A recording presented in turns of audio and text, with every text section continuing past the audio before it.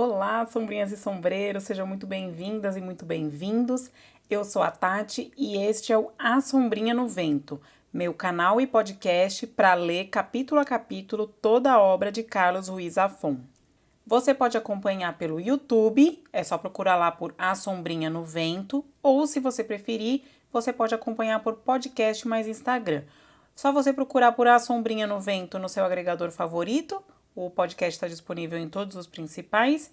E aí, para você ver as imagens, você me segue no Instagram em @asombrinhanovento. Como sempre, lembrar que aqui é sem spoilers, tá bom, gente? Em cada episódio eu trato somente do que já aconteceu antes no livro e do que acontece no próprio capítulo que a gente está conversando. Então eu não fico falando do que vai acontecer depois, tal. Então, se você ouvir todos os episódios na ordem ou assistir todos os vídeos na ordem, você vai descobrir tudo junto comigo e não vai ter nenhum spoiler. Mas, claro, lembrando que se você tá chegando agora e esse é o primeiro vídeo que você tá assistindo ou o primeiro episódio do podcast que você tá ouvindo, volta e acompanha tudo na ordem, tá? Desde o 1 lá. Os episódios são todos numerados, então fica muito fácil de você saber qual que é a ordem, mas para você não ter nenhum spoiler e conseguir entender tudo direitinho, você tem que ouvir ou assistir desde o 1, ok? Vamos começar então o nosso episódio 12. Hoje a gente vai falar do capítulo 11 de A Sombra do Vento. Um breve resumo para começar. Então esse capítulo ele é até assim um pouco longo, tal, e tem bastante referência, mas em termos de história ele não avança tanto. Basicamente, o Daniel e o pai dele tiram o Fermin da rua, né? Aquele mendigo, lembra dos capítulos, uns 2 capítulos aí anteriores ele já apareceu, encontrou com o Daniel na rua, tal, ajudou o Daniel. E aí o pai do Daniel fala: "Nossa, a gente tá precisando de alguém pra ajudar a gente aqui na livraria, né? Os negócios estão indo bem e tal". E aí o Daniel lembra do Fermin e fala: eu já sei, tenho uma ideia". Daí ele vai buscar o Fermin, eles levam ele lá pra livraria, eles moram um anexo ali, eles moram em cima da livraria, né? Então fica ali no mesmo prédio. Então aí, enfim, eles dão um banho, tal, oferecem uma refeição. E aí eles oferecem um emprego e falam, ó, a gente vai arranjar um lugar pra você dormir também. Então, eles basicamente tiram o Fermin da rua, né? E eu gosto muito do momento em que o Fermin chega com o Daniel na livraria, porque o pai do Daniel é assim, eu sou muito apaixonada pelo pai do Daniel, porque ele é uma pessoa muito linda, assim, ele é muito maravilhoso, ele é muito uma pessoa, sabe, assim, gente, não sei, pra mim esse homem ele brilha, assim, porque ele é muito maravilhoso. Então o Fermin chega e ele tá todo sujo, né? Ele morava na rua, não tinha acesso à higiene básica e tal. E então ele tá super constrangido. Não, não, imagina, não vou entrar, tal. E aí o pai do Daniel nem hesita, sabe? Estende a mão pra ele, pra apertar, oi, muito prazer, eu sou. E trata ele como ele tinha que ser tratado, né? Porque ele é uma pessoa, então, né? É uma pessoa e tem toda a dignidade e merece ser tratada como todo mundo. Então, assim, só que às vezes as pessoas não tratam, né? Então, o pai do Daniel, ele é perfeito. E aí ele recebe o Fermin super bem e tal, e o Fermin fica até emocionado, porque eles, né, oferecem um emprego e tal. E aí ele fica muito grato aos dois. Então, nesse capítulo, a gente já começa a gostar do Daniel mais também, porque o Daniel já tá ficando menos adolescente chato e mais, assim, um jovem mais maduro, um pouco. E, assim, ele sempre foi uma, né, uma criança do bem, assim, eu acho. Mas, como eu já falei em outros episódios, tem essa fase da adolescência, ele tava, assim, muito chatinho. Mas a partir desse capítulo a gente já vai começando a gostar muito dele também. Ele vai se tornando um jovem muito bacana. Enfim, então quando eles estão lá, eles deram um banho no Fermin e tal. Eles percebem que ele tem umas marcas no corpo. Então eles não perguntam nada, mas ele tem um monte de cicatrizes. E depois, mais pra frente no capítulo, o Fermin tem um acesso de pânico, assim, digamos, né? Ele mora numa pensão lá, que o pai do Daniel conseguiu pra ele um quartinho. E aí ele mora lá e aí a dona da pensão liga lá pro Daniel e pro pai, né? Falando assim, olha, ele tá surtado aqui, não deixa ninguém entrar, ele tá gritando igual um maluco, vocês venham aqui, pelo amor de Deus. Daí eles vão lá ajudar, tal, chamam até um médico, tal, acordem ele, e aí depois ele conta que ele acordou no escuro e achou que ainda estava preso. Então a gente já começa a descobrir um pouco mais sobre ele, percebe que ele ficou preso. E aí vem o médico examinar ele, e o médico fala, ó, essas marcas aqui são marcas de tortura, então todas aquelas cicatrizes que ele tem no corpo, são marcas de tortura.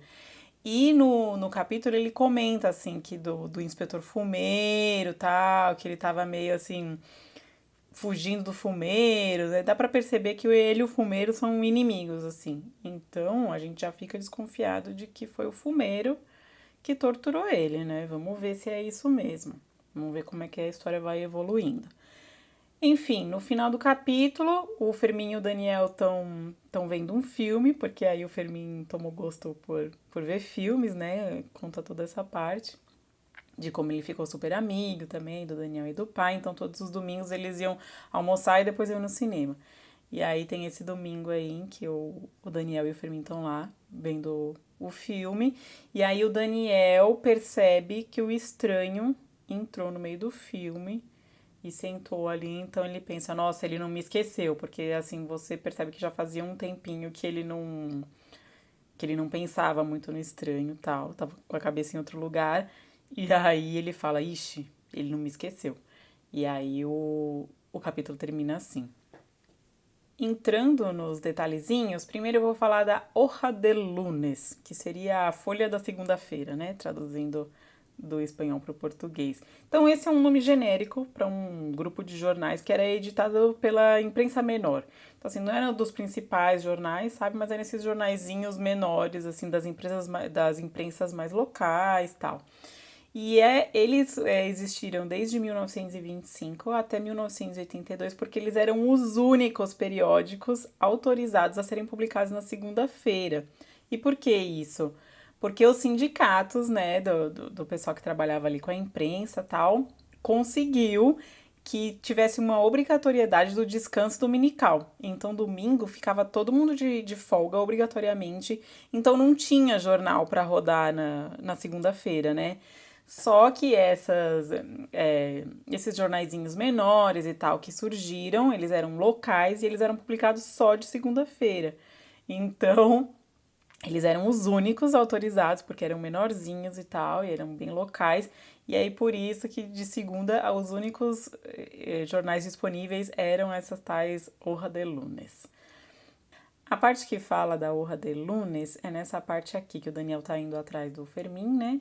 E aí, quando ele encontra, ele fala assim: o mendigo estava recompondo a primeira página do Hoja de Lunes a partir de pedaços resgatados de um montão de jornais velhos. Então o Fermin estava ali na rua e estava recolhendo pedaços ali do jornal para tentar ler. Então o Daniel fala pro Fermin ir com ele e tal, leva ele até a livraria. E aí ele conhece o pai do Daniel, rola toda aquela cena que eu comentei, que o pai do Daniel foi super receptivo e tal. E aí o pai do Daniel diz assim: por que não sobe até a nossa casa e toma um bom banho quente? Em seguida, se estiver de acordo, vamos caminhando até Cansolé. Eu quis trazer então para vocês, claro, o que é o Cansolé. É um restaurante que foi fundado em 1903. Ele fica próximo ao porto ali de Barcelona e ele funciona até hoje. Então coloquei fotos aí para vocês verem, foto da porta e foto dentro. Ele não é muito rebuscado assim, mas ele é bem ajeitadinho. E a especialidade é frutos do mar, porque fica próximo do mar e tal. E tá aí desde 1903, então eu acho que deve ser bem bom, né? Tá aí, tem uma porta de madeira, assim, convidativa até. E a parede, ela é de como se fossem uns retângulos divididos em 4 triângulos, assim, meio em cores de tijolo e um rosa velho e creme. É diferente, assim, é bacaninha. E aí, enquanto tomava banho e se arrumava tal, o Fermin vai falando. Ele é muito falador, né? O Daniel até comenta que ele parecia falar muito que ele tava assim, sabe, nervoso, e que ele era muito solitário, e pra espantar, assim, a solidão e o nervosismo, ele falava muito. Então, ele começa a falar assim: desde criança senti o apelo da poesia e queria ser Sófocles ou Virgílio, porque a tragédia e as línguas mortas me deixam todo arrepiado. O Fermin é muito engraçado, além de tudo, né? Então ele tá falando lá que, mas nossa, você é muito bom nesse trabalho, né? Porque eu trabalho numa livraria e tal, e eles queriam alguém que fosse atrás de pedidos difíceis que eles tinham, tal, pedidos muito específicos. Então ele fala, não, vocês ficam tranquilos, tá? Eu gosto muito de poesia e da tragédia grega e tal. Então eu quis trazer para vocês quem são os Sófocles e quem foi o Virgílio. O Virgílio eu até já falei dele num episódio anterior, então eu trouxe aqui de novo o mosaico que eu tinha trazido no outro episódio para vocês relembrarem. É um mosaico assim que, como é mosaico, a gente não vê tantas feições, né? Mas ele parecia ter umas bochechinhas meio gorduchas assim. E, enfim, a pele moreninha, assim. Cabelos cacheados, talvez, não sei. Então, só relembrando rapidinho, ele viveu de 70 a 19 a.C. Ele foi um poeta romano, autor da Eneida, lembra? Que é um poema épico bem famoso aí que meio que retrata a fundação de Roma. E o Sófocles, ele viveu de 497 a 406 a.C., então ele é bem anterior ao Virgílio. Ele foi um dramaturgo grego e ele é autor do famosíssimo Édipo, aquela peça, sabe? Do Édipo. Entre muitas outras, ele é autor aí do Édipo. Então eu trouxe aí também uma estátua dele. Ele tem uma barbona, assim, um bigodão, umas sobrancelhas bem arqueadas, assim, uma cara meio séria e um cabelinho assim meio cacheado também. A maioria dos extras que eu vou trazer são da fala do Fermin, porque ele é a grande estrela desse capítulo e ele fala muito. Então, tem um longo trecho que também fica muito engraçado, que ele fala assim, que ele tá falando que eu poderia ter sido, né, policial, mas não deu certo, então ele vai falando assim: meu pai, que descansa em paz, era um homem carrancudo, de pouca visão, e que sempre quis que um de seus filhos ingressasse na guarda civil, já que nenhuma das minhas 7 irmãs seria aceita na benemérita, apesar do bigode que sempre caracterizou as mulheres da minha família por parte de mãe. No seu leito de morte, meu progenitor me fez jurar que, mesmo que nunca chegasse a ostentar o chapéu de 3 pontas, seria ao menos funcionário público e abandonaria toda a pretensão de seguir minha inclinação lírica.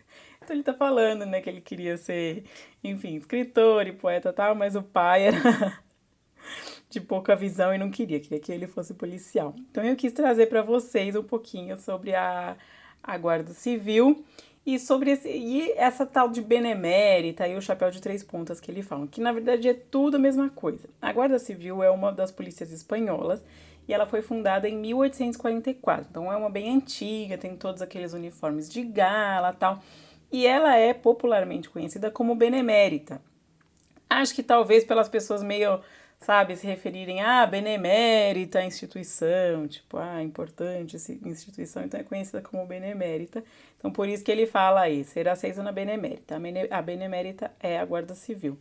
E aí ele fala, mesmo que eu não usasse o chapéu de 3 pontas e tal. Então, o chapéu de 3 pontas faz parte do uniforme de gala da Guarda Civil. Então eu quis trazer aí também uma foto desse chapéu, um chapéu com um formato muito diferente, muito esquisito, mas aparentemente aí na época que foi fundada lá no meio do século XIX, ele estava bem em voga, assim, meio para uniformes militares e tal. Então ficou até hoje e esse é o uniforme de gala. É um chapéu que não tem aba na frente, ele tem aba por os lados e aí a aba de trás ela é grudada para cima, sabe? Na parte que encaixa na cabeça, e ela tem um formato meio de um trapézio. É um chapéu bem diferente. Mas tá aí a foto então para vocês poderem saber mais ou menos como é que é. Continuando aí nesse trecho, né, que o Fermin tá falando sobre as leituras dele, não sei o quê, então ele fala: fiz minhas leituras e poderia lhe citar de cor trechos selecionados de A Vida é Sonho. Aí eu quis trazer então para vocês o que é esse A Vida é Sonho. É uma peça teatral de um dramaturgo e poeta espanhol, o Pedro Calderón de la Barca, e essa peça estreou em 1635. Então é um clássico aí da dramaturgia espanhola e, enfim, eu quis só trazer para vocês então que seria esse A Vida é Sonha, essa peça aí. Aí depois do banho, quando o Fermin já tá todo arrumado, tal, já tá todo bem vestido, aí o Daniel e o pai tá falando, nossa, como você tá elegante, né? E ele fala, não, que é isso, né? Eu já fui muito mais bonita, um jeitão engraçado dele. Aí o pai do Daniel fala assim, pois pra mim o senhor está parecido com Charles Boyer. Então eu quis trazer também quem foi o Charles Boyer. Ele foi um ator e cantor francês, ele se naturalizou norte-americano depois. Ele viveu de 1899 a 1978. Eu coloquei aí uma foto dele, se vocês quiserem ver. Ele é aquele estilo muito clássico dos anos 40, assim, sabe? O cabelinho levemente ondulado, penteado meio de lado, assim, as sobrancelhas um pouquinho arqueadas, um olhar meio misterioso, assim. Ele fez aquele filme Gaslight, ó, que aqui no Brasil traduziram como A Meia Luz. É um filme que ficou bem famoso até porque ele engana a esposa, fazendo ela se convencer de que ela tá ficando louca. É um filme muito interessante. Procurem. No trecho seguinte, começa mais ou menos assim, né? Com o seu primeiro salário, Fermim Romero de Torres comprou um chapéu vistoso e uns sapatos de chuva e se empenhou em nos convidar, a meu pai e a mim, para um prato de rabada servido às segundas-feiras em um restaurante a algumas ruas da Praça Monumental. Então eu quis trazer para vocês a Praça Monumental. Ela não é uma praça como a gente está acostumado, é uma arena de touradas, tá? Então coloquei uma foto aí, é um prédio bem bonito, todo assim meio, parece de tijolinho, e aí tem uns azulejos coloridos, um estilo assim, de influência árabe, muito bonito. E, enfim, é uma arena de touradas que foi inaugurada em 1914 e funcionou até 2011, quando as touradas foram proibidas. Demorou, né, gente? Pra proibir, meu Deus do céu. Aí, hoje em dia, então, ela foi transformada em um estádio e é usado para esportes, eventos, shows de música, enfim, esse tipo de coisa. Contando então de todo esse processo de tirar o Fermin da rua, o Daniel fala assim: meu pai conseguira para Fermin um quarto em uma pensão na rua Joaquim Costa. Eu quis trazer para vocês, então, onde é que fica a rua Joaquim Costa? Ela fica no Raval, que é aquele bairro que era muito pobre, que eu já falei dele em alguns episódios, porque é o bairro onde fica o Cemitério dos Livros Esquecidos. Ele fica no Raval também, é o bairro ao lado do Gótico, que é onde o Daniel e o pai dele moram. Então, eu até coloquei o print do mapa aí, mostrando a Praça de Catalunha, que é bem próximo ali da casa do Daniel, pra gente ver a distância mais ou menos. Fica algumas quadras, eu imagino que a pé dê uns 15 minutos de caminhada aí, não é muito longe não. E eu marquei aí em vermelho a rua Joaquim Costa, então. Como o Fermin morava na rua, tal, ele era muito magro. E aí, depois, né, quando ele já tava com um trabalho e tal, e podia comer mais, comer melhor, o Daniel fala assim: Fermin havia descoberto uma paixão por chocolates e doces, equivalente a seu entusiasmo pelas tragédias gregas, razão pela qual ganharam um pouco de peso. Então ele era bem magrinho, e a gente percebe que é da constituição dele também, porque até o Daniel comenta que ele não ganhava muito peso. Mas eu trouxe esse trecho por causa das tragédias gregas. Eu até já comentei, né, do Sófocles e tal, e do Virgílio, mas aí eu falei rapidamente da tragédia grega e eu não expliquei tanto, assim, como é que, né, qual que é o esquema dela. Então eu quis trazer aí as tragédias gregas, o que são? São essas peças gregas clássicas que tem três autores que sobreviveram aí até os dias de hoje, né? Que sobraram, que a gente saiba. Eu imagino que na época devia ter muitos outros, mas que sobraram os vestígios são esses três, que são o Ésquilo, o Sófocles, que eu já falei aí nesse episódio antes, e o Eurípides. O Ésquilo, ele viveu de 525 a 456 a.C. E uma das peças mais famosas dele é o Sete contra Tebas.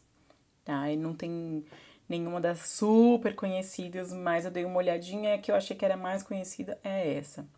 O Sófocles já falei, né? Então, o Eurípides, ele viveu de 480 a 406 a.C. E uma das peças mais famosas dele é a Medeia. Dos três dramaturgos aí, então o Ésquilo, ele é o mais antigo, né? Então ele é considerado até meio que o pai da tragédia grega por ser o mais antigo. Então o Daniel começa a descrever como o Fermin tinha sido super, né, apropriado para o trabalho que eles tinham contratado ele para fazer. Então o trechinho fala assim: Fermin se enfiava nas bibliotecas particulares das duquesas da Avenida Pearson e dos diletantes do círculo equestre somente com a lábia, sempre assumindo identidades fictícias, e conseguia que lhe presenteassem com os livros ou os vendessem a preço de banana. Então o emprego dele era meio que conseguir livros muito raros, muito difíceis, tal. Então ele visitava as bibliotecas particulares, tal, do pessoal e acaba convencendo a venderem por um preço bom, ou até presentearem. Então tem uma palavra aí nesse trecho que é o diletante, né? Que eu já trouxe há muitos capítulos atrás. Não sei se vocês lembram, mas o diletante é um amador. Tá? Então, seriam os amadores do círculo equestre. E o círculo equestre é esse pessoal que faz salto com cavalo, né? Participa das corridas, do hipismo. Bom, voltando à Avenida Pearson, que é o que eu quis trazer aqui para vocês. Essa avenida ela é a avenida mais cara de Barcelona e ela é cheia de mansões. Ela fica próxima a um parque natural enorme, então ela fica bem longe lá já da casa do Daniel, fica uns 7 quilômetros. E fica ali em Pedralbes, que é um bairro chique, que fica ali do lado do Sarriá San Gervasi, que eu já comentei também, que é um bairro chique de Barcelona. Bom, e aí a gente chega na parte em que o Fermin tem lá o ataque de pânico dele e o Daniel e o pai são chamados para ir até a pensão. Então ele vai falando do caminho, né? Passamos correndo pela frente da Casa da Misericórdia e da Casa da Piedade, ignorando os olhares e cochichos que vinham silvando de portais escuros cheirando a esterco e carvão. Então eles estão andando ali pelo Raval, né, que é esse bairro pobre. Então tem muitos moradores de rua, tal, as ruas são sujas, por isso que ele também está falando aí que tem cheiro de esterco, não sei o quê. E aí, então, ele cita Casa da Misericórdia e Casa da Piedade. Então, eu quis trazer bem rapidinho que são essas duas coisas. A Casa da Misericórdia é um orfanato para meninas que foi fundado em 1581. Coloquei aí a foto de um pedaço do prédio, um prédio todo de pedra, assim. Se você olhar, parece os fundos de uma igreja, até assim, uma igreja simplesinha, mas era esse orfanato. Hoje em dia, ele é um orfanato misto e uma instituição, assim, de caridade, digamos, social e tal. Então não é só mais um orfanato para meninas, mas ele surgiu como esse orfanato aí em 1581, então é bem antigo também. E a Casa da Piedade é um tipo de banco de poupança popular que foi fundado em 1844. Então, assim, era um banco meio assim que não visava tanto os lucros, sabe? Para emprestar dinheiro para as pessoas de baixa renda. Tá aí também uma foto do prédio. Ele não existe mais, tá? Então ficou só o prédio aí, mas ele não é um banco mais, não é mais nada disso. É um prédio, assim, bem bonito até. A parte de baixo ela é toda de pedra, inteiro da mesma pedra, mas embaixo eles fizeram um padrão meio listradinho assim, e em cima liso, e aí tem um contorno rendado no próximo ao telhado, que é um terraço assim, uma varanda. Bem legal. Continuando o caminho aí, ele fala: chegamos à esquina da rua Ferlandina. Então essa rua que fica no coração do Raval aí, já tá bem dentro do bairro. Eu marquei ela aqui no print. Ela é uma rua que ela começa bem pequena, assim. Eu acho que é um trecho que você só consegue andar a pé. Ela é muito estreitinha e depois ela fica mais larga um pouco e quebra. É um trecho bem assim que se você olhar sem saber no mapa, você pensa que são várias ruas em vez de ser uma só, mas é a mesma, assim, ela vai fazendo um formato meio engraçado. E aí eu quis marcar a rua Joaquim Costa, que é onde fica a pensão do Fermin, né? Então eles estavam vindo ali no mapa também, eu coloquei a Praça de Catalunha pra gente meio imaginar o caminho que eles fizeram, né? Então eles vieram ali próximo da Praça de Catalunha e aí chegaram, vai meio que numa reta só assim da rua deles, ali a Rua Santa Ana até você chegar na Ferlandina é mais ou menos uma reta só. Então a esquina da Rua Ferlandina já é com a Joaquim Costa. Então eles quebraram aí para a Rua Joaquim Costa para chegar na pensão. Então, o pai do Daniel acode o Fermin, tal, tenta acalmar ele, e aí ele fala assim: e você, Daniel, vá correndo buscar o doutor Baró, aqui do lado no número 12 da Riera Alta. Então eu quis também marcar onde é exatamente o número 12 da Ribeira Alta. É uma rua realmente bem próxima da Joaquim Costa, meio que a Joaquim Costa termina numa rua que da onde sai a Ribeira Alta, meio que fica um formato meio de triângulo, assim, com a Joaquim Costa e a Ribeira Alta. E aí o PIN aí, para quem tá olhando aí no mapa, o PIN marca o número 12. Esse doutor Baró aí, né, diz que era um solteirão insone que passava as noites lendo Zola e vendo fotografias de moças em trajes menores como forma de combater o tédio. Esse doutor Baró aí é uma das figurinhas aí carimbadas, né? Ô, meu pai. Mas enfim, eu quis trazer quem foi o Zola, o Émile Zola.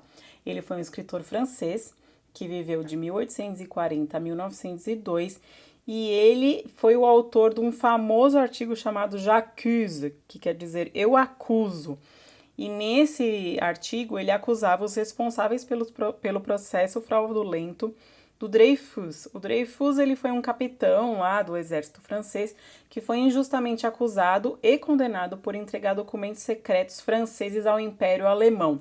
Então foi todo um furdúncio, várias coisas envolvidas, é um processo super longo e complicado, então quem quiser saber mais vai ter que pesquisar, porque aqui a gente não vai ter espaço para falar isso. Mas enfim, depois de anos ele acabou sendo inocentado, tal, mas é uma história bem interessante, vale a pena quem quiser saber um pouquinho mais sobre esse processo do Dreyfus ir atrás. Continuando aí na descrição do Dr. Baró, ele era cliente habitual da loja do meu pai e se autodenominava curandeiro, mas a verdade é que tinha mais olho para acertar diagnósticos do que metade dos arrogantes doutores com consultório na rua Montaner. Então ele atendia o pessoal mais pobre ali, o pessoal do bairro, né, que morava no Raval.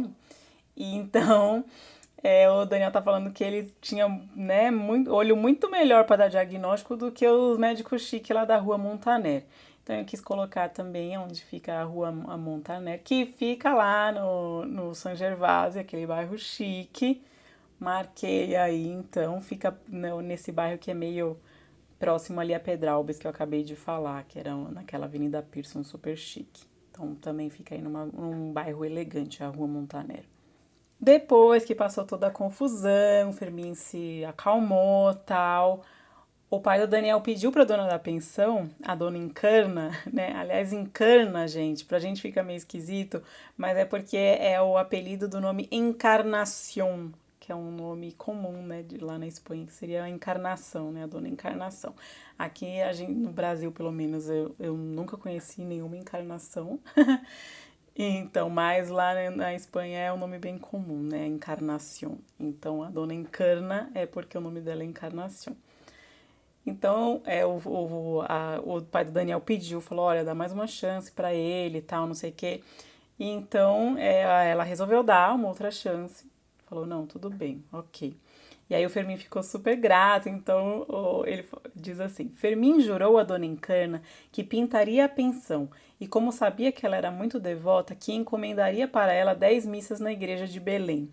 O Fermin é uma figuraça. E aí eu quis trazer então para vocês a igreja de Belém também. Tá aí uma foto, é uma igreja que pelo ângulo da foto, ela parece estar bem apertada ali, assim, bem próxima aos prédios que ficam ali na frente dela, então não tem muito ângulo para você tirar foto da fachada. É uma igreja com um formato que eu achei bem diferente, assim, porque de fora da frente a gente não vê torres, nem vê cruz, tal. Parece meio que um prédio mais ou menos comum, assim, não sei, não parece muito uma igreja. A fachada ela é meio lisa, assim, embaixo é umas pedras com uma espécie de textura, assim, como se fossem uns picos, mas é bem lisa, assim, então eu achei uma igreja diferente, mas tá bem bonita. A original ela foi construída em 1553, só que essa primeira construção ela foi destruída em um incêndio, e aí a igreja foi reconstruída, né, mas certamente com outro estilo e tal, em 1680 e 1729. Então essa igreja que a gente está vendo aí é essa, que foi construída de 1680 a 1729. Porém, em 1936, a igreja foi incendiada novamente durante a Guerra Civil. E foi nessa ocasião em que se perdeu toda a decoração barroca dela. Ela tinha uma decoração barroca no interior e tal, e isso se perdeu. Então depois teve que reformar todo o interior tal. Então também já não é como era aí nessa segunda construção. Somente o exterior ficou de 1680. Aí, né, o trechinho que meio encerra essa parte do ataque de pânico do Fermin e passa para a rotina deles de domingo é assim. Depois daquele episódio, para que Fermin Romero de Torres não ficasse sozinho, quase todos os domingos o levávamos para comer no Bar Novedades. Eu dei uma procurada nesse tal Bar Novedades. Eu não achei nada assim que chamasse Bar Novedades, mas tinha esse Café Novedades, que foi um restaurante que funcionou de 1884 até 1914. Então eu acho que pode ser que o Zafon esteja se referindo a esse Café Novedades. Só que é aquela coisa, mais uma inconsistênciazinha histórica, porque aí a gente já tá nos anos 50, né? E o bar tava fechado aí há 40 anos, né? O café tava fechado já há 40 anos. Mas, enfim, é o que eu já tinha falado antes, isso é uma obra de ficção que se propõe a estar aqui, né, no nosso mundo, no mundo real, na Barcelona real, mas a gente perdoa essas coisinhas porque às vezes ele quer colocar um lugar que era muita referência tal e que por acaso na época não estava aberto, ou enfim, mas fica aí é uma obra de ficção ao final das contas. Enfim, eu trouxe aí uma foto do interior, era um café daqueles super elegantes, sabe? Esses que costuma ter, eu sei que tem um desse estilo lá em Buenos Aires, tem em Portugal também tem alguns, tem em Lisboa, acho que tem no Porto. São esses cafés muito chiques, com esses lustres enormes e todos elegantes e tal. Então coloquei uma foto aí. E a fachada também, a fachada nem era tão vistosa, mas dá pra ver que era um lugar bem grande, assim, tem umas janelonas em arco, tal, que vão até o chão, tudo de vidro. É um prédio com um estilo meio simples, assim, mas dá pra ver que era um lugar bem grande mesmo. Então, né, eles iam comer aí no Café Novedades e depois eles iam no cinema, né? Então, vou ler aqui a citação. Depois, íamos a pé até o Cinema Fêmina, na esquina da Rua Diputação com o Passeio de Graça. Então, o Cinema Fêmina, ele foi inaugurado em 1929 e ele ficou muito tempo aberto, porque ele só foi fechado, digamos, em 1991, porque o prédio pegou fogo e aí acabou, fechou e esse foi o fim do Cinema Fêmea. Mas ele durou muitos anos. Coloquei aí uma foto dele, mais ou menos na década de 40. É um prédio assim meio clássico, não tem nada demais. Parece os prédios que tem muito aqui no centro de São Paulo. Então são esses prédios assim muito elegantes e tal, mas não são super decorados assim. Tem aquelas portas grandes com portão de metal trabalhado e tal, mas ele não é assim, estilo Barcelona que tem muita coisa do Gaudí e tal, super trabalhado, não é nesse estilo. E eu coloquei aí também, então, o mapa, o cruzamento, né, que ele fala, que era na esquina da Diputação com o Passeio de Graça. Então, marquei aí, coloquei também, aparece a Praça de Catalunha e a gente vê que não é muito longe, não. Da, eu imagino que dê aí também, é tipo uns dois bairros pra frente, assim. Então, a pé é longe, mas deve dar uns 15, 20 minutos a pé para você chegar lá da Praça de Catalunha até esse Cinema Fêmea. E eles iam no cinema, mas o Firmino no começo era meio, isso aí é só pra enganar as massas, não sei o que lá. Mas, né, toda essa reticência mudou rapidamente no dia em que Fermin Romero de Torres descobriu Carole Lombard. Então, quem foi a Carole Lombard? Ela foi uma atriz estadunidense. Ela viveu de 1908 até 1942. Então, a gente vê que ela viveu bem pouco. Então, eu tive a curiosidade de saber como ela faleceu. E ela, infelizmente, faleceu em um acidente aéreo, né? Ela foi fazer uma viagem e o avião caiu e todos os passageiros morreram e ela foi uma delas. E eu não conhecia, assim, nenhum dos filmes que ela fez. Ela era conhecida por fazer muitas comédias e tal. Então, assim, o fun fact que eu quis trazer pra vocês foi que ela foi casada com o Clark Gable. que foi um ator também bem famoso, tal, fez aquele filme E o Vento Levou, então acho que pode servir de referência aí para todo mundo. Ela foi casada com ele de 39 até ela falecer. Trouxe aí uma foto para vocês terem uma noção de como ela era. É muito bonita mesmo. Na foto ela tá bem impactante, porque é uma daquelas fotos que tá com uma luz bem forte nela, então ela ficou com os olhos muito marcados, porque ela tá com os cílios bem, com bastante máscara, assim, bem marcados, e os olhos claros que ficam bem impactantes, assim. E na foto ela tá usando um cabelo platinado ao estilo Marilyn. E as sobrancelhas dela são mais estilo Greta Garbo, assim, sabe? Aquela sobrancelha fininha e tal. Ela até tem bem o jeitão da Greta Garbo.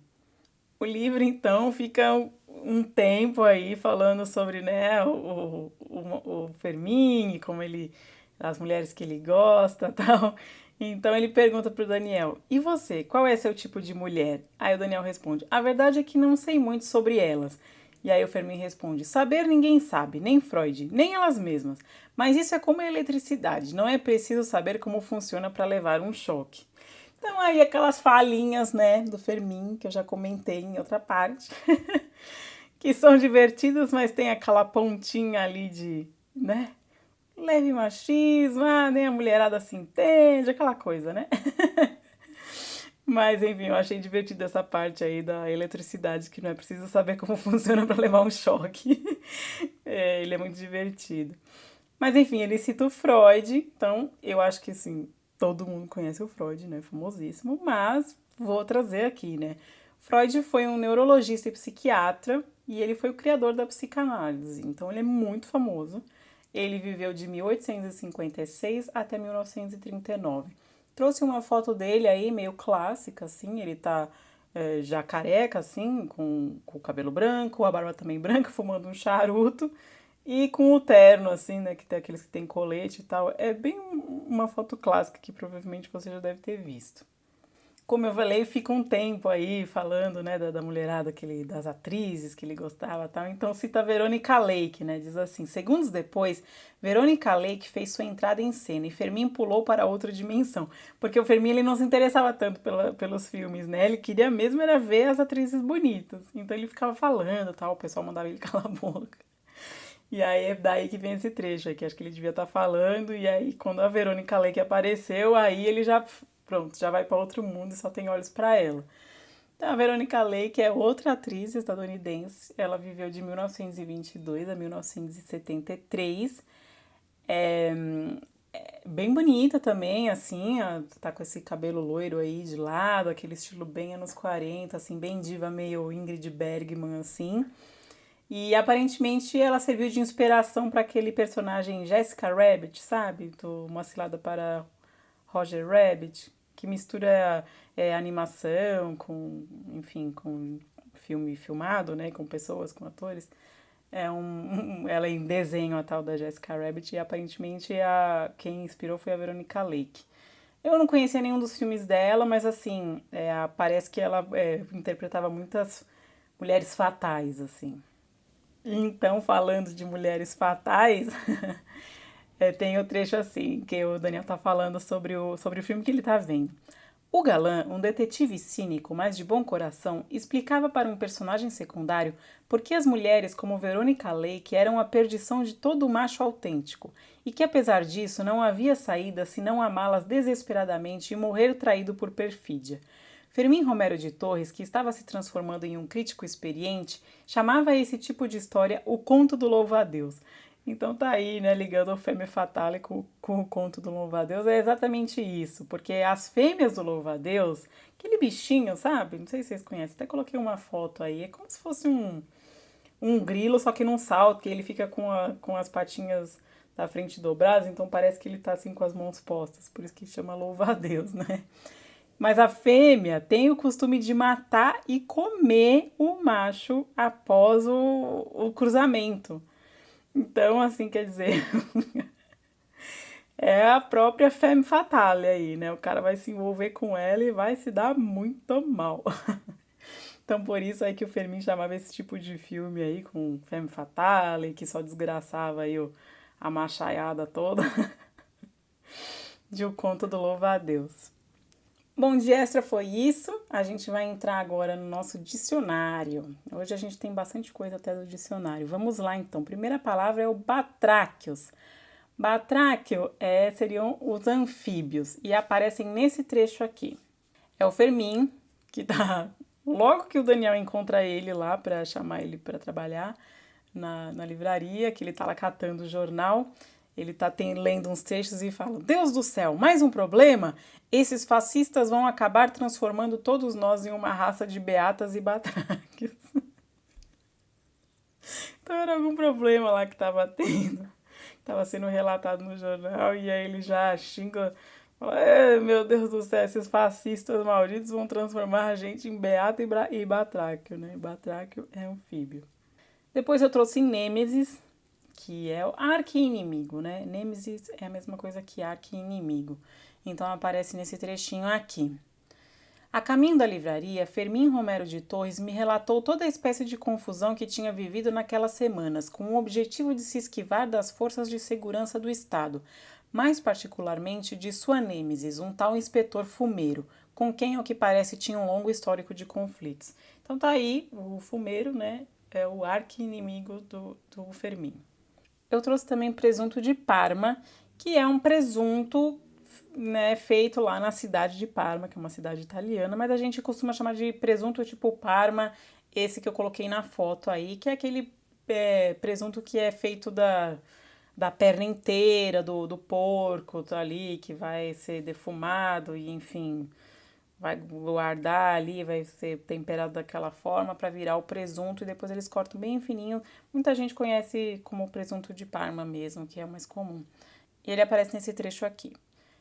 Embrulhei os trapos em jornal, inclusive umas calças que tinham a cor e a consistência de presunto de Parma. Então é que o Daniel, né, eles deram um banho no Fermim, tal, deram roupas novas.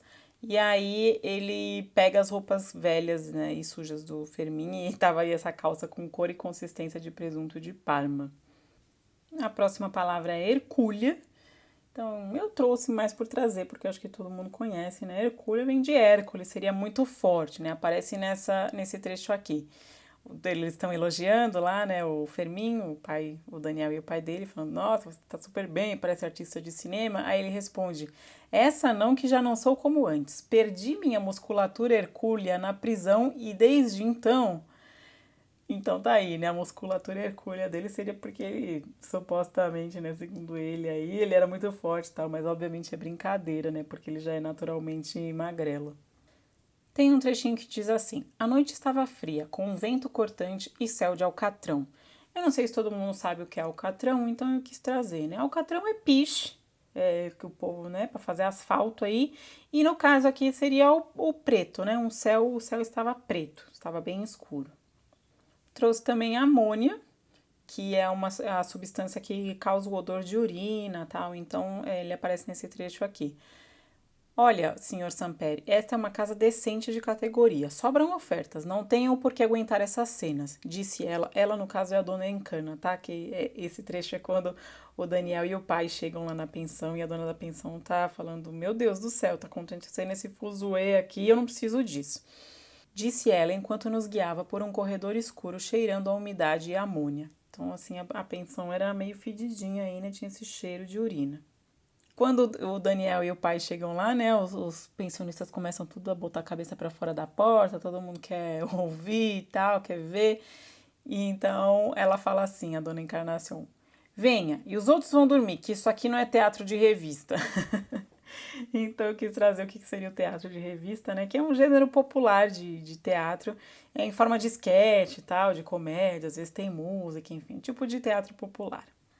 Eu trouxe também o Fios de Puta, mas eu acho que nem precisa de tradução, né? Mas eu só queria demarcar que é Filhos da Puta em catalão, né?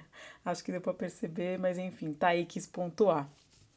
E é o Dr. Baró que fala, né, quando ele tá examinando o Fermin, aí ele vê todas as cicatrizes, aí que ele fala assim, né, Fios de Puta, ele tá se referindo a quem fez isso no Fermin, que foi aí, né, provavelmente o fumeiro e seus asseclas.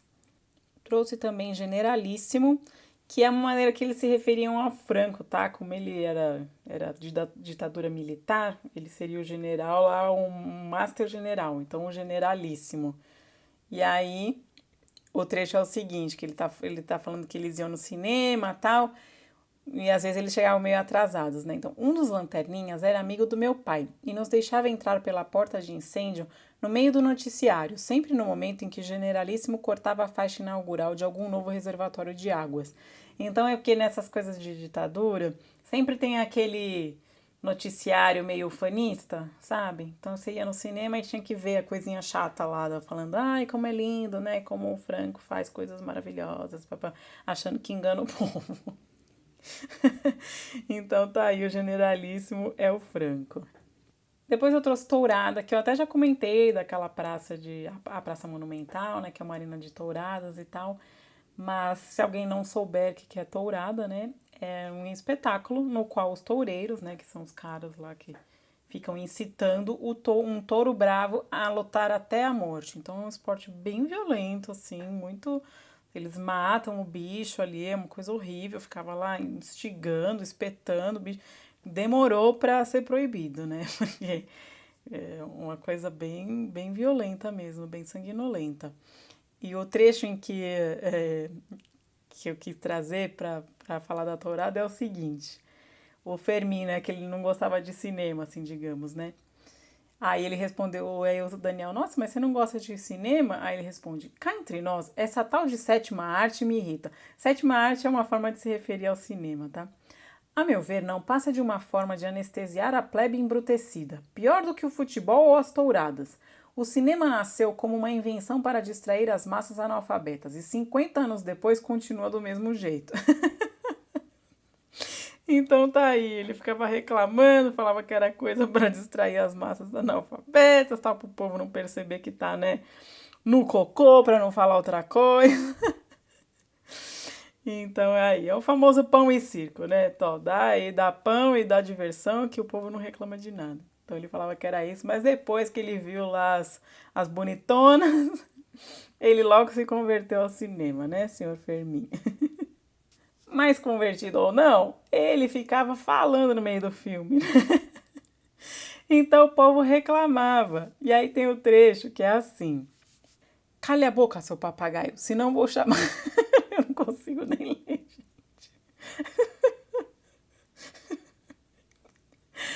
Se não vou chamar o gerente agora mesmo, disse uma voz de confessionário instalada algumas filas atrás de nossas poltronas. Mas que pouca vergonha. É um país de porcos.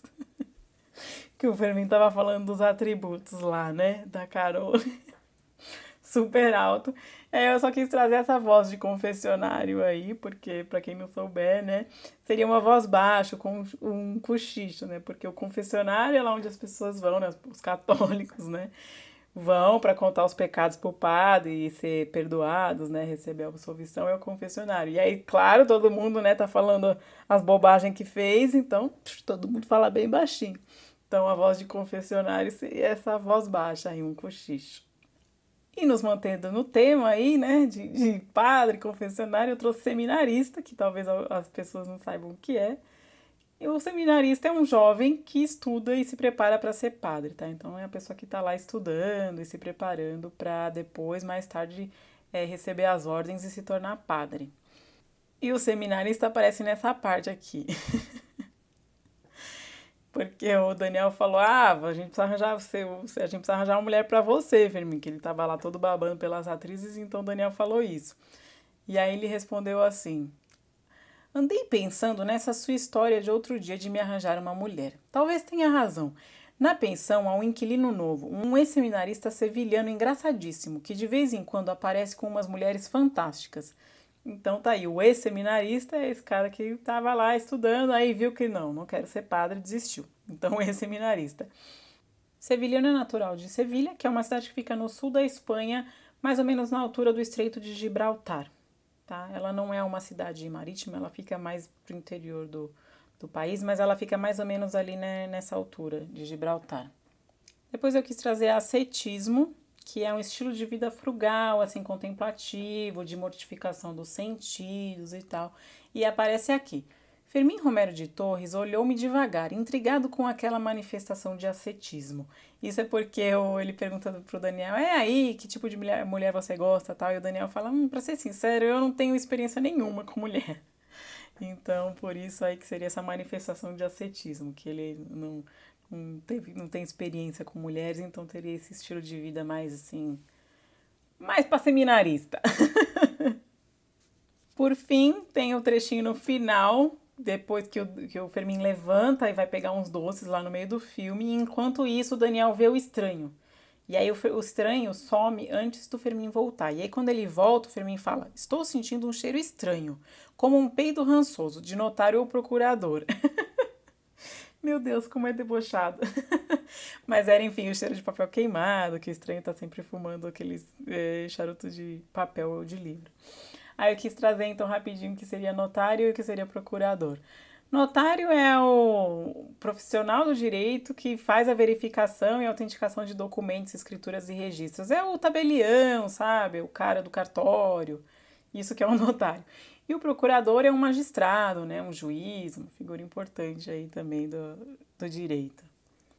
Acabamos nosso dicionário, vamos então para o encerramento do vídeo com as citações favoritas.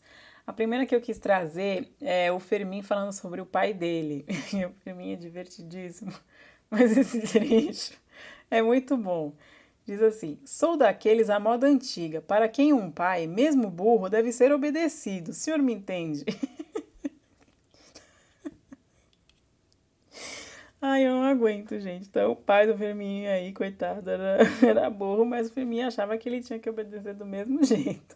Então, por isso ele não foi ser poeta, nada daquelas coisas que ele queria ser. Depois tem uma outra citação divertida, que é a seguinte, é o Daniel falando sobre a transformação do Fermin. A transformação do mendigo em cidadão exemplar parecia um milagre, um desses casos que os padres sempre gostam de contar para ilustrar a infinita misericórdia do Senhor, mas que sempre soam perfeitas demais para serem verdadeiras, como os anúncios de tônico capilar no bonde. Então ele já alfineta duas coisas, né? Essas histórias de histórias bonitas para ilustrar a misericórdia de Deus e os anúncios do bonde, aquele negócio de passa esse tônico, seu cabelo vai crescer, que as duas coisas parecem boas demais para ser verdade. Quando o Daniel e o pai chegam na pensão lá da Dona Encarnação, onde o Fermin mora, o Daniel fala assim dos pensionistas. Pelas portas entreabertas espiavam alguns rostos magros e assustados, rostos de pensão e de sopa aguada. E eu fiquei com dó, sabe? Coitado do povo, era um povo assim pobre, né? Que tinha assim, rosto de pensão e de sopa aguada. Era gente que não comia bem, né? Que morava em pensão, que já é um lugar assim para pessoas mais desfavorecidas, né? E, enfim, eu fiquei com dó dos pensionistas, tadinhos. O Zafon é cheio de personagens divertidos. Então, esse doutor Baró, que veio examinar o Fermin, ele também é divertido. E aí, sobre o mundo, ele fala assim: mais de uma vez eu o tinha ouvido dizer que o mundo era um pinico. Ai, gente, hoje eu tô que tô, né? Não tô conseguindo ler as coisas sem rir. Enfim, o mundo era um pinico e que ele estava esperando o Barcelona ser campeão logo de uma vez para morrer em paz. Eu achei muito divertida essa citação, gente. O cara tava tipo, esse mundo é um horror, um cocô. Eu só não morri porque eu tô esperando o Barcelona ser campeão. Será que o Barcelona deu essa alegria pro Dr. Baró, gente? Não sei, né? Não sei se na década de 50 eles foram campeões. Ai, meu Deus. Aí tem o trechinho em que o pai do Daniel vai pedir pra Dona Encarnação dar mais uma chance pro Fermin. É um trechinho bem bacana, assim. Ele fica divertido no final, mas ele é bem bonito. Diz assim: meu pai pagou os prejuízos e pediu a Dona Encarna que desse outra chance a Fermin. Ela concordou de bom grado. A maior parte de seus inquilinos era de deserdados e gente muito só no mundo, como ela. Tadinha, né? Assim, ficou triste, mas ficou legal, assim, ela se identificava com as pessoas que moravam na pensão dela, porque era todo mundo gente sozinha no mundo, que nem ela, tadinha. Passado o susto, seu carinho por Fermin aumentou, e ela o fez prometer que tomaria corretamente os remédios receitados pelo Dr. Baró, Que bonitinha, né? Ela se apegou no Fermin e falou: "Ó, você tem que tomar os remédios direitinho", ficou super preocupada. E aí a resposta do Fermin é que é a parte divertida do trecho, que ele fala assim: "Pela senhora, dona Encana, engulo até um tijolo se for preciso".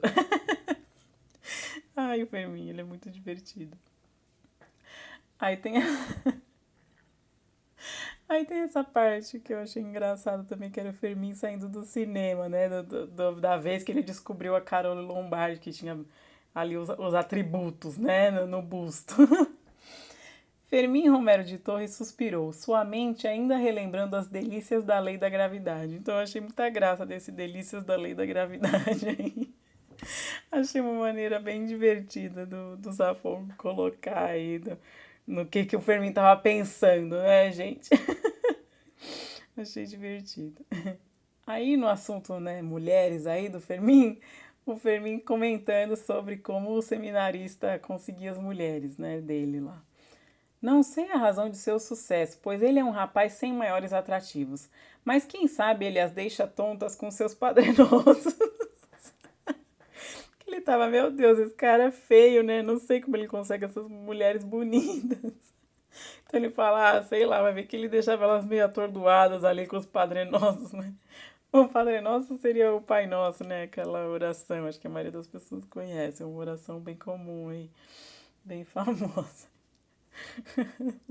Com essa citação divertida aí, a gente encerra o nosso vídeo por hoje. Me segue nas redes sociais, os episódios saem todas as segundas, às 10 horas da manhã. Se inscreve lá no canal do YouTube, procura lá a Sombrinha no Vento, ativa o sininho, curte os vídeos, compartilha com seus amigos, comenta com todo mundo, faz todo mundo ler com você o livro, vamos lendo todo mundo junto. Quanto mais gente, mais legal. Me segue lá no podcast também, procura por A Sombrinha no Vento no seu agregador favorito. Segue, dá 5 estrelinhas, faz uma resenha, o que der pra fazer. Me segue no Instagram em @assombrinhanovento e se você quiser também tem o Twitter @sombrinhavento. Um beijo para todo mundo, é sempre um prazer enorme estar aqui com vocês. Até semana que vem. Tchau, tchau!